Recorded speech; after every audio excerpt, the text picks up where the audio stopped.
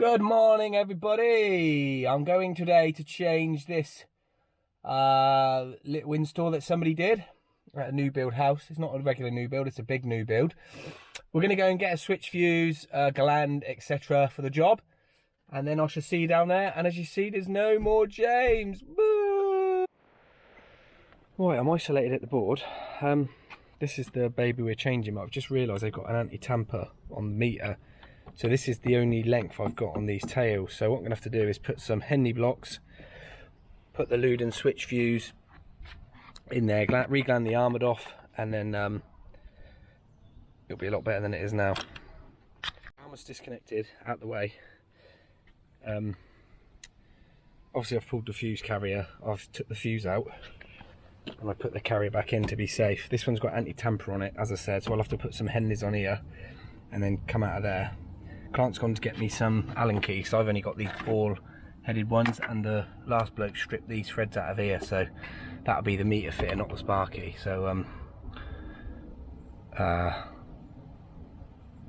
we'll have to either cut these, or hopefully the client's got some. Right, there we go. Obviously these are predominantly for street lights, not mains incoming. He put some sleeving on, but look, it's a little bit scraunchy. But yeah, so it's disconnected. I'm going to now put some Henley blocks on here, and then probably that obviously goes up into the cavity through that whacking great hole, and then I'll try and regland it a bit shorter, and then manipulate that down into that new isolator there.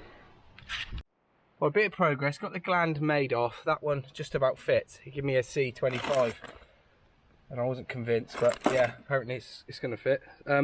Someone said to me, why do you use a heat gun on these? Well, you could knock nails in with that, look, yeah. So I'll just heat them up a little bit, and it just gives you a tighter seal around the cable there. Well, we just had a little wrestle with that, didn't we? It's a 25, I think it needed a 35, it doesn't matter. It's on, it's nice and tight. Heated him up and he sat on there nicely. I'm going to just trim this back a bit now, and then I'm going to get this armoured mounted into the switch fuse and then do the mains after. So on these switches they give you a 32mm knockout. That is a 40, look, that beast. So I'm just opening that out. Luckily the gland is tight on these, so it's held nice and tight for me. I've drilled the armoured and drilled out the banjo hole, so I'm just going to drill this out now and then get it mounted. Well, I've got a switch fuse mounted. I had to cut a little bit of the box out to allow me to manipulate this armour to get it over as far as I could. I've still got to tighten that gland up. I've used some of the sleeving that the guy had on his single insulator cables. The client is going to fire fill this hole eventually, and then he'll cut the any foam. He'll cut that off. He'll cut that off smooth with that flush. So all I've got to do now is I've just got enough room to swoop them in. Look, with that big ass gland, 2 Henley blocks, swoop some tails in, and get it all back on. We're going to do an earth loop and stuff at the board, and good to go. So yeah, not all in all, not a bad one. Just a bit awkward, and there's 3 other houses like this, but God knows if the neighbours will want it doing, but we shall see. Okay, so I've wrestled the little beast in. Let me clean you up a bit. Wrestled the little beast in. I'll put some oversleeve back on because the guy did cut into the cables a little bit, not a lot. It wasn't to copper, but it just looked scruffy. So we got the grey as the neutral, black as the earth, and brown as the live, obviously. That'll be our outgoing side, so that fuse will protect that side of the cable, and then this fuse comes through the meter, down through the Henley blocks, and then it will come into the bottom of the main switch there. When you energise that switch, neutral straight through the double pole switch, and then the live coils over here through the switch fuse, as I say, and out to the fuse board. I'm now going to put some Henley blocks on these. The PME earth will come straight out of the block, down and in. Don't need to join that at all, and then we should be good to go. Right, there we go. I've just torqued all the terminals up. I even did these. I've done them to the same as this. Look, 2.5 Newton meters. I've done them the same. Obviously, once I've wiggled these tails in, they're in position. Then tighten them down. Don't do it before, because it's going to loosen when you're wiggling these tails around. So I've tightened all them up. I've still got to do those. I think they'll be the same.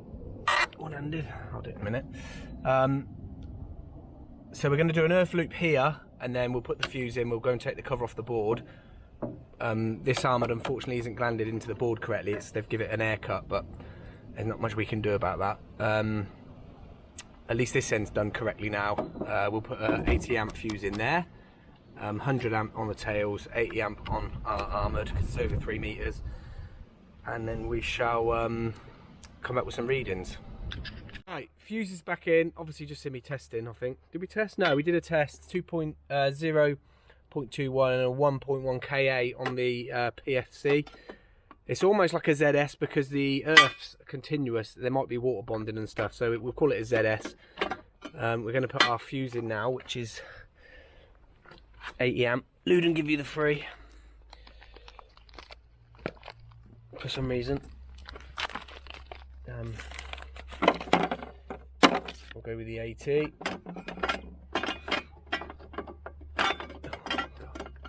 Get in there, you little sausage.